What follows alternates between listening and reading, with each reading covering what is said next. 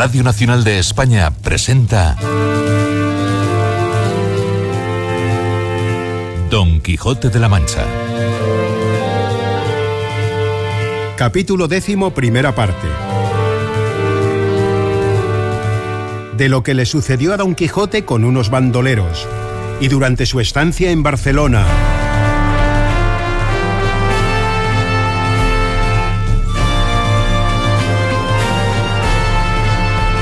Desde su primera salida, Don Quijote había deliberado ir en algún momento a Zaragoza para participar en las justas caballerescas que allí se celebraban con singular esplendor. Como el Palacio de los Duques estaba en la Mancha de Aragón, ese debiera haber sido su próximo destino.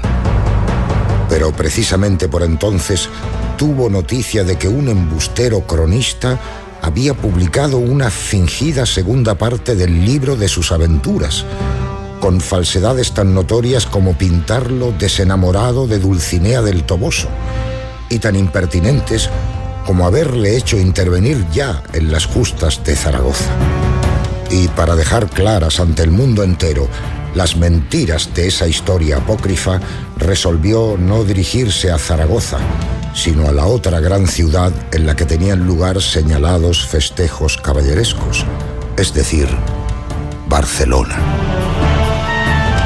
Hacia Barcelona, pues, enderezaron sus pasos caballero y escudero, y al cabo de 6 días les llegó la noche entre unas espesas encinas. En la oscuridad, Sancho, al arrimarse a un árbol, sintió que le tocaban en la cabeza, y alzando las manos, topó con 2 pies de persona, con zapatos y calzas. Tembló de miedo. Acudió a otro árbol y sucedióle lo mismo. ¡Señor! ¡Don Quijote! ¡Señor Don Quijote! ¿Qué sucede, Sancho, hermano? ¿De qué tenéis miedo? Señor, todos estos árboles están llenos de pies y de piernas humanas. Tentólos Don Quijote y cayó luego en la cuenta de lo que podía ser. No tienes de qué tener miedo, porque estos pies y piernas que tientas y no ves son sin duda de algunos forajidos y bandoleros que en estos árboles están ahorcados, que por aquí los suele ahorcar la justicia cuando los coge de 20 en 20 y de 30 en 30, por donde entiendo que debo de estar cerca de Barcelona.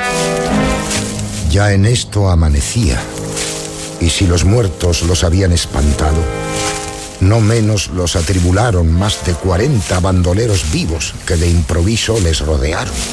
Quiets i parats fins que arribi el nostre capità. Dijéronles en lengua catalana que estuviesen quedos y se detuviesen hasta que llegase su capitán.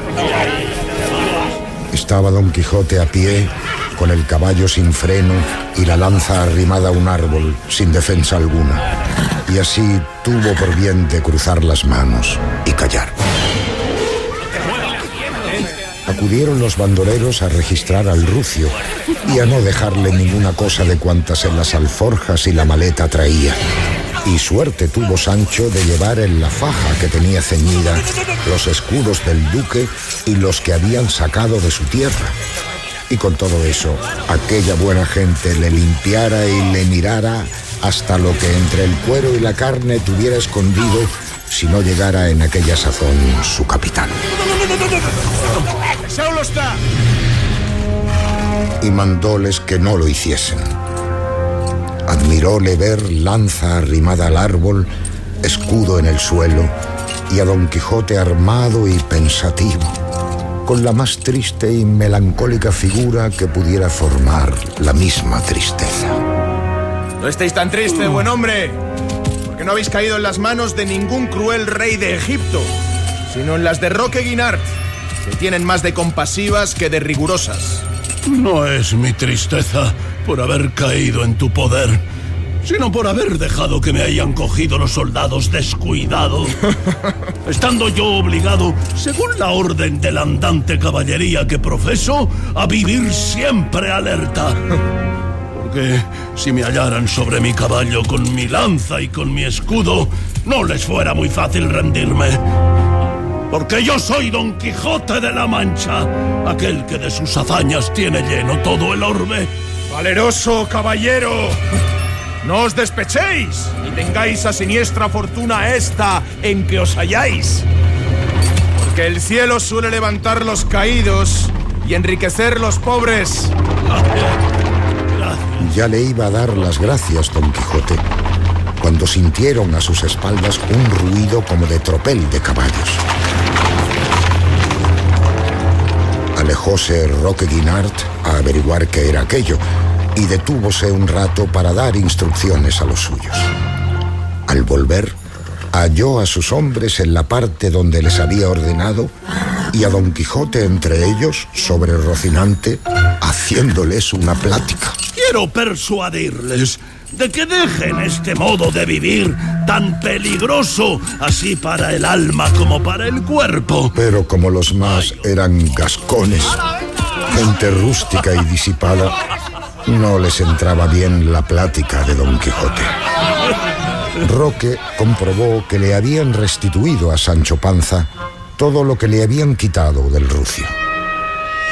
Traed aquí delante cuantos vestidos, joyas y dineros desde la última repartición hemos robado. Y haciendo brevemente el tanteo y reduciendo a dineros lo que no se podía repartir, lo distribuyó por toda su compañía con tanta legalidad y prudencia que no pasó un punto ni defraudó nada de la justicia distributiva.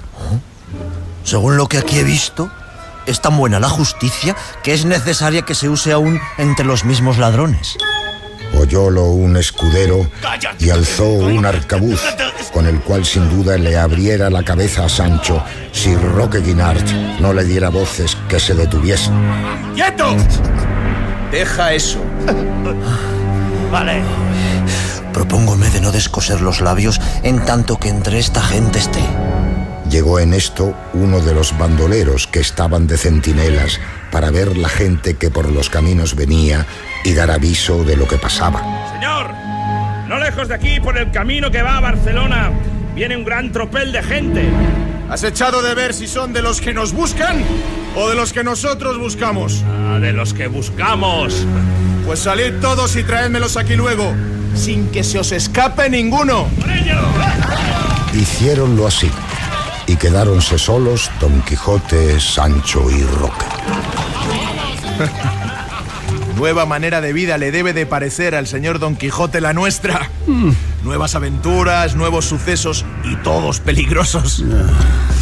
Y no me maravillo que así le parezca, porque realmente le confieso que no hay modo de vivir más inquieto ni más sobresaltado que el nuestro. Yo de mi natural soy compasivo y bien intencionado, pero me ha puesto en este estado el querer vengarme de un agravio que se me hizo.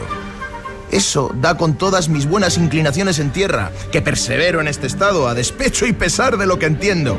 Y como un abismo llama a otro y un pecado a otro pecado, hanse eslabonado las venganzas de manera que no solo las mías, sino aun las ajenas tomo a mi cargo.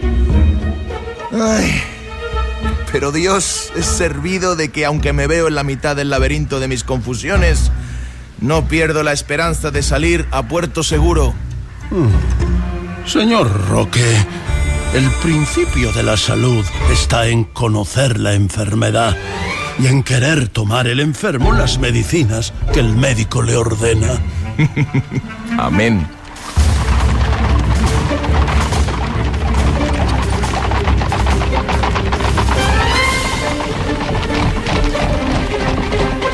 No más allá de una hora después, aparecieron los bandoleros que habían salido de expedición, trayendo consigo 2 caballeros a caballo y 2 peregrinos a pie, y un coche de mujeres con 6 criados de a pie y 2 mozos de mulas.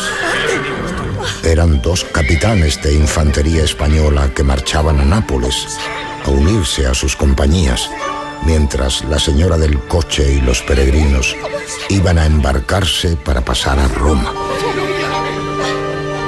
Contad el dinero que entre los soldados y la dama llevan. ¿Qué tienes aquí?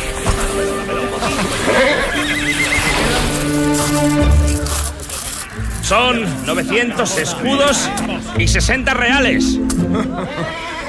Vuesas mercedes, señores capitanes, por cortesía, sean servidos de prestarme 60 escudos y la señora 80 para contentar esta escuadra que me acompaña. Y luego pueden seguir su camino libre y desembarazadamente con un salvoconducto que yo les daré.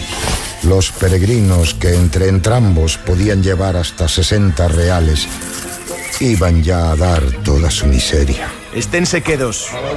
Compañeros, de los escudos tocan 2 a cada uno y sobran 20. Los 10 se den a estos peregrinos y otros 10 al honrado Sancho Panza, que pueda decir bien de esta aventura. Aquest nostre capità és més per frare que per bandoler. Si d'ara en endavant vol mostrar-se liberal, que ho sigui amb la seva hisenda i no amb la nostra. Es decir, que dijo en su lengua: Este nuestro capitán es más para fraile que para bandolero. Si de aquí en adelante quiere mostrarse liberal, séalo con su hacienda y no con la nuestra. No lo dijo tan bajo el desventurado que dejase de oírlo Roque, el cual, echando mano a la espada, le abrió la cabeza casi en 2 partes.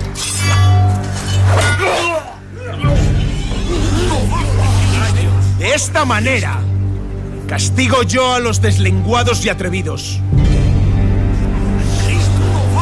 Pasmáronse todos y ninguno le osó decir palabra.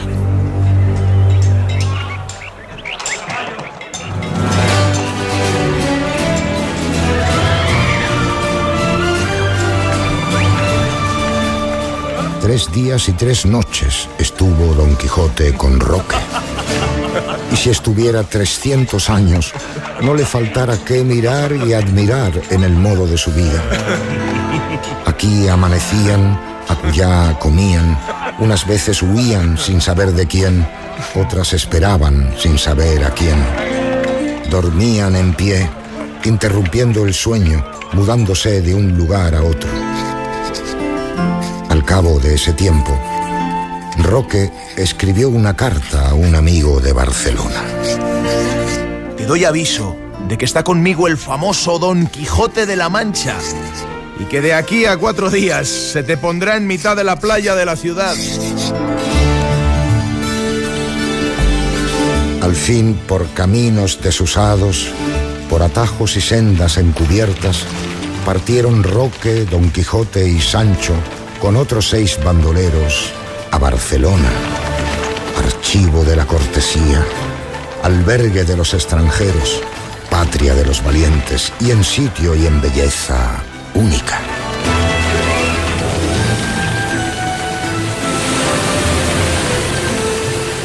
Llegaron a su playa la víspera de San Juan y, abrazando Roque a Don Quijote y a Sancho, los dejó con 1000 ofrecimientos que de la una y la otra parte se hicieron.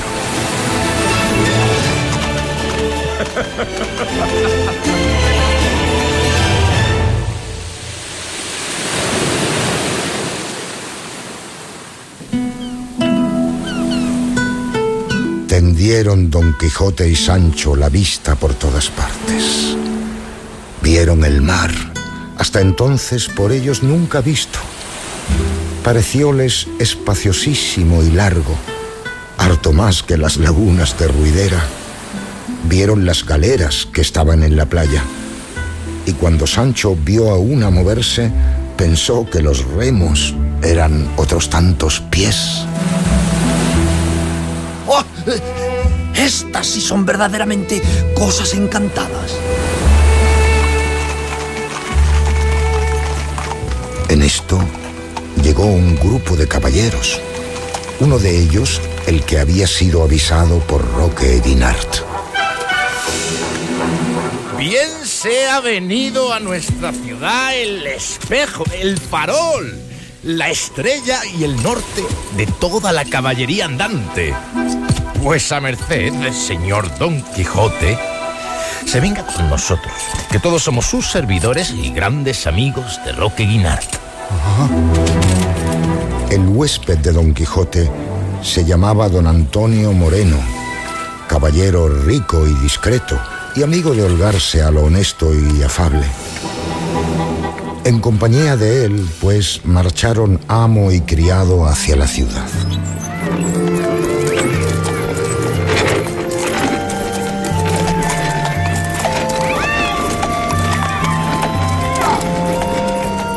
Comieron aquel día en su casa con don Antonio y algunos de sus amigos, honrando todos y tratando a Don Quijote como un caballero andante, de lo cual, hueco y pomposo, no cabía en sí de satisfacción. A su vez, Sancho estaba contentísimo por parecerle que se había hallado otro castillo, como el del duque.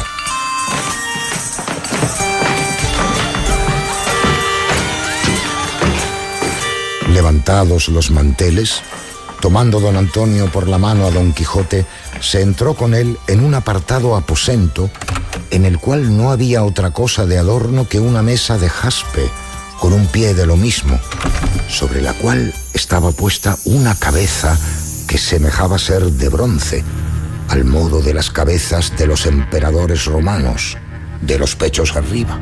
Esta cabeza, señor Don Quijote, ha sido hecha y fabricada por uno de los mayores encantadores y hechiceros que ha tenido el mundo, el cual estuvo aquí, en mi casa, y por precio de 1000 escudos que le di, labró esta cabeza, que tiene propiedad y virtud de responder a cuantas cosas al oído le preguntaren. Admirado quedó Don Quijote de la virtud y propiedad de la cabeza. Le agradezco, señor don Antonio, el haberme descubierto tan gran secreto. Salieron del aposento, cerró la puerta don Antonio con llave, y aquella tarde sacaron a pasear a Don Quijote, no armado, sino vestido de calle. Pero en las espaldas, sin que lo viese, le cosieron un pergamino donde escribieron con letras grandes: Este es Don Quijote de la Mancha. En comenzando el paseo, el rótulo atraía los ojos de cuantos venían a verle, y como lo leían, admirábase Don Quijote de ver que cuantos le miraban, le nombraban y conocían. Acaeció, pues, que yendo Don Quijote con el aplauso que se ha dicho, un castellano leyó el rótulo de las espaldas: Válgate el diablo por Don Quijote de la Mancha. ¿Cómo que hasta aquí has llegado sin haberte muerto los infinitos palos que tienes a cuestas? Vuélvete, mentecato, a tu casa y mira por tu hacienda, por tu mujer y tus hijos, y déjate de estas vaciedades que te carcomen el seso y te desnatan el entendimiento. Hermano, seguid vuestro camino y no deis consejos a quien no os los pide. El señor Don Quijote de la Mancha es muy cuerdo y nosotros que le acompañamos no somos necios. Pardiez, vuesa merced tiene razón. Pero me da muy gran lástima que el buen ingenio que dicen que tienen todas las cosas este mentecato se le desagüe por el canal de su andante caballería. Fue tanta la agitación que los muchachos y toda la gente tenían leyendo el rótulo, que don Antonio se le tuvo que quitar, haciéndole como que le quitaba otra cosa.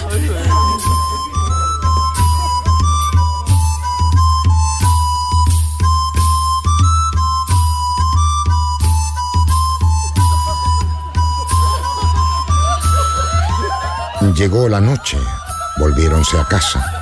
Hubo sarao de damas porque la mujer de don Antonio, que era una señora principal y alegre, hermosa y discreta, convidó a otras sus amigas a que viniesen a honrar a su huésped y a gustar de sus nunca vistas locuras. Entre las damas había dos de gusto pícaro y burlonas, y con ser muy honestas, eran algo ligeras, y éstas diéronse tanta soltura en sacar a danzar a Don Quijote que le molieron no solo el cuerpo, sino el ánima. Era cosa de ver la figura de Don Quijote, largo, tendido, flaco, amarillo, estrecho en el vestido, desairado y desmañado. Requebrábanle como sin querer las damiselas, y él también como sin querer las desdeñaba. pero se vio apretar de requiebros. Fugite, partes adversae, dejadme en mi sosiego, pensamientos malvenidos, que la que es reina de mis deseos, la sin par Dulcinea del Toboso, no consiente que ningunos otros que los suyos me avasallen y rindan. Acabado el baile, unos pocos amigos se encerraron en la estancia donde estaba la cabeza encantada. Don Antonio contóles la propiedad que tenía, encargóles el secreto y... Los invito a probar la virtud de esta cabeza, preguntándole lo que les parezca. El primero que se acercó al oído de la cabeza fue el mismo don Antonio. Dime, cabeza, por la virtud que en ti se encierra, ¿qué pensamientos tengo yo ahora? La cabeza le respondió sin mover los labios. Yo no juzgo de pensamientos. Querría saber, cabeza, si mi marido me quiere bien o no. Mira las obras que te hace y lo echarás de ver. Dime, cabeza, ¿qué deseos tiene mi hijo el mayor? Ya yo he dicho que yo no juzgo de deseos, pero con todo eso, te sé decir que los que tu hijo tiene son de enterrarte. Dime tú el que respondes. ¿Fue verdad o fue sueño lo que yo cuento que me pasó en la cueva de Montesinos? ¿Serán ciertos los azotes de Sancho mi escudero? ¿Tendrá efecto el desencanto de Dulcinea? A lo de la cueva hay mucho que decir.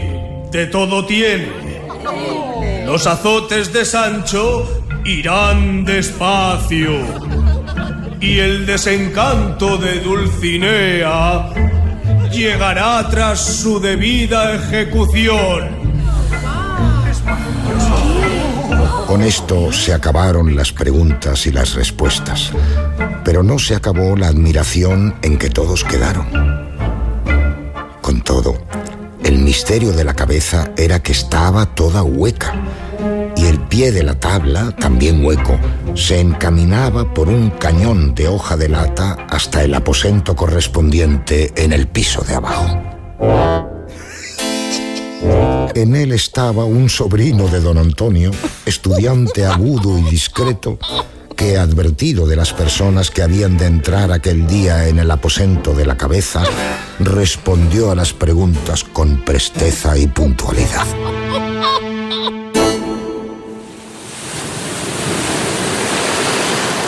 Una mañana, saliendo don Quijote a pasearse por la playa, armado de todas sus armas, fuera de las murallas, vio venir hacia él un caballero armado asimismo de punta en blanco, que en el escudo traía pintada una luna resplandeciente.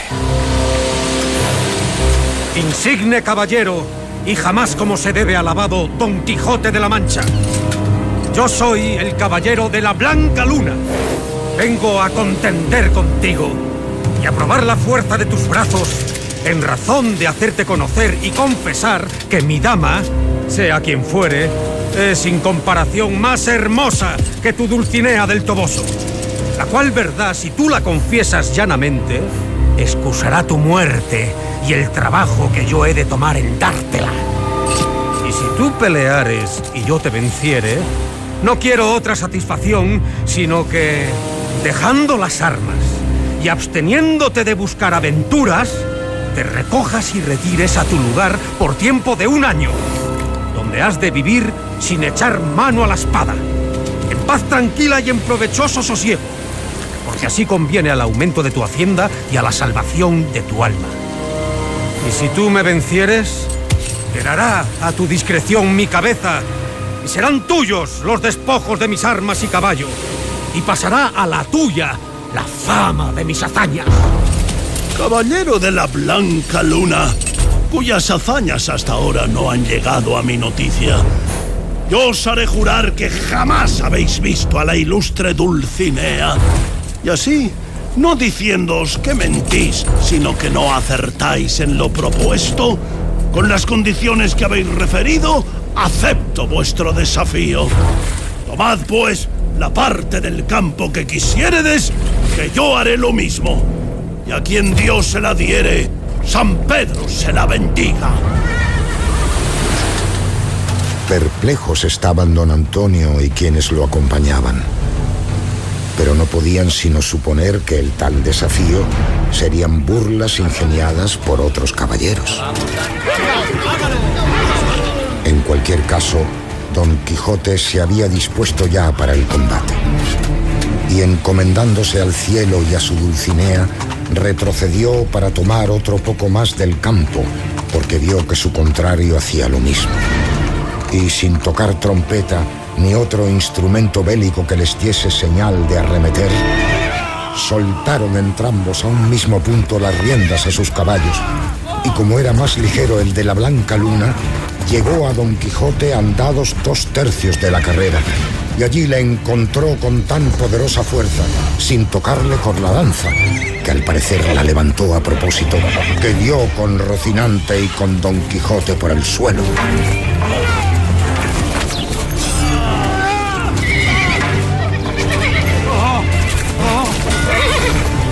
Fue inmediatamente hacia él, poniéndole la lanza sobre la visera. ¡Vencido sois, caballero! ¡Y aún muerto! Si no confesáis las condiciones de nuestro desafío. Don Quijote, molido y aturdido, sin alzarse la visera, como si hablara dentro de una tumba. Dulcinea del Toboso es la más hermosa mujer del mundo. Y yo el más desdichado caballero de la tierra. Y no es bien que mi flaqueza defraude esta verdad. Aprieta, caballero, la lanza y quítame la vida, pues me has quitado la honra. Eso no haré yo, por cierto. ¡Viva! ¡Viva en su entereza la fama de la hermosura de la señora Dulcinea del Toboso! Que solo me contento con que el gran Don Quijote se retire a su lugar un año, como concertamos antes de entrar en esta batalla. Como no me pides cosa que sea en perjuicio de Dulcinea, todo lo demás cumpliré como caballero puntual y verdadero.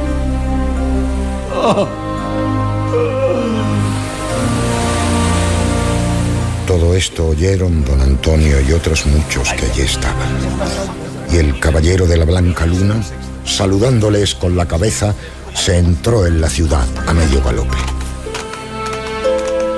Levantaron a Don Quijote, descubriéronle el rostro y halláronle sin color y trasudando. Rocinante, de puro mal parado, no se pudo mover por entonces. Sancho, todo triste, todo apesarado, no sabía qué decirse ni qué hacerse. Parecíale que todo aquel suceso pasaba en sueños y que todo era cosa de encantamento.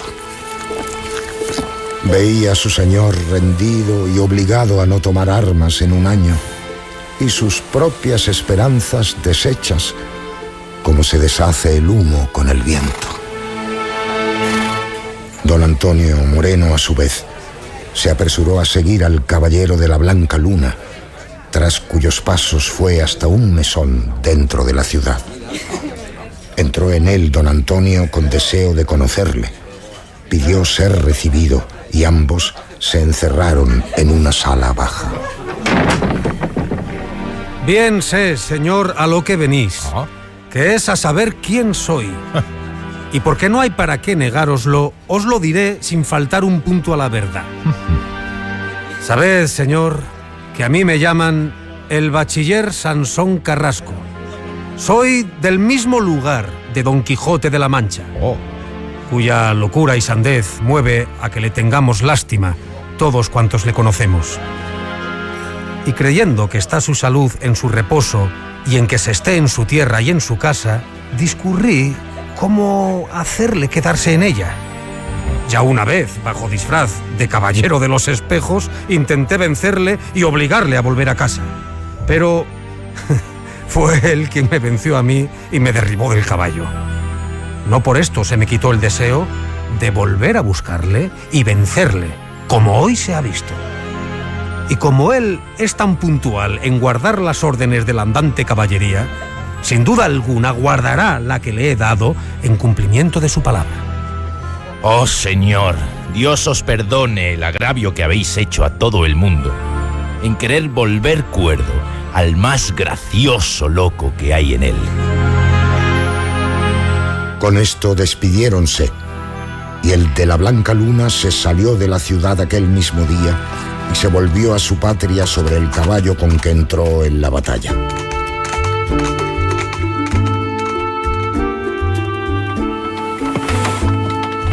Seis días estuvo Don Quijote en el lecho, triste, pensativo y mal acondicionado, trayendo y llevando en la imaginación el desdichado suceso de su vencimiento, sin atender a los consuelos de Sancho.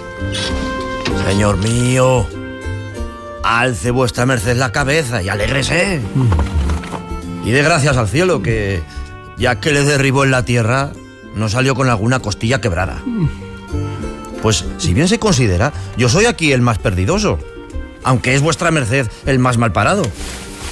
Yo, que dejé con el gobierno los deseos de ser más gobernador, no dejé la gana de ser conde, que jamás tendrá efecto si vuesa merced deja de ser rey, dejando el ejercicio de su caballería. Calla, Sancho. Pues ves que mi reclusión y retirada no ha de pasar de 1 año, que luego volveré a mis honrados ejercicios y no me ha de faltar reino que gane y algún condado que darte.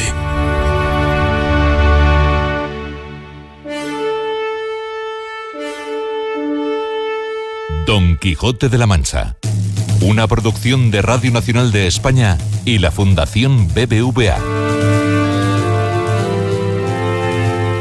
Han intervenido narrador José Luis Gómez, Sancho Javier Cámara, Don Quijote José María Pou, bandoler Ignasi Vidal, Roque Guinart Sergio Peris Mencheta, Antonio Moreno Fran Perea, castellano Manuel Moraga, cabeza parlante Juan Suárez, dama Julia Fernández, hombre Ignacio Elguero, Sansón Carrasco Ernesto Arias. Adaptación de Francisco Rico según el texto de su edición crítica. Música original Luis Delgado. Realización Maica Aguilera. Dirección Benigno Moreno.